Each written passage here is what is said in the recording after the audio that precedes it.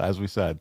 Well, listen, you two would have a few more matches in early 2002 before the brand split, but you two don't run into each other again until ECW in 2006. That's 4 years later. How disappointed were you didn't get to work with Rob Moore during that time frame? 4 years, bud. You know what? I remember Rob, he actually started a tag team with Booker T, and they had a really good run. And I think that pulled him out of the singles position for quite some time. And like I said before, they tore him down to build him back up again. And unfortunately, it took him 4 years. Way too long. I mean, he ended up being ECW and WWE champion in 2006. He got there in 2001. Yeah. So it took him like 5 years to get the title. Well, buddy, as you can imagine, you and Rob were the biggest stars on ECW. Is there a moment in time where you two sit down and discuss where the brand should go and what you guys wanted to accomplish together as part of ECW? You know what? We didn't sit down and discuss that, and I believe it's because, you know, Vince McMahon had a vision on what he wanted to do. The creative had a vision, and I don't think they really cared to hear what we had to say. And we were just following what they wanted us to do.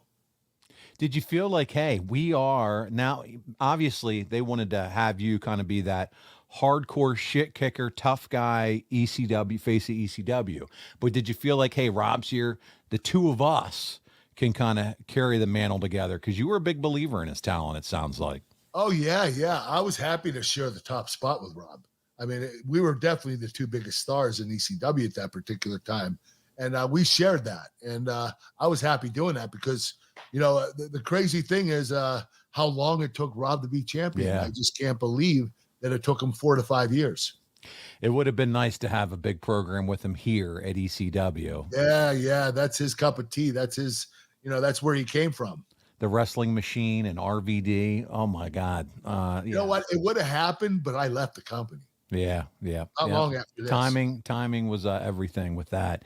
But Kurt, on the second TV show here on June 20th, 2006, you and RVD defeated Edge and Randy Orton in Albany, New York. And it says Rob Van Dam and Kurt Angle representing ECW teamed to beat Edge and Randy Orton, who represented Raw. RVD hit a 5-star frog splash on Edge for the pinfall after 15 minutes of back-and-forth action in a WWE heavyweight style match.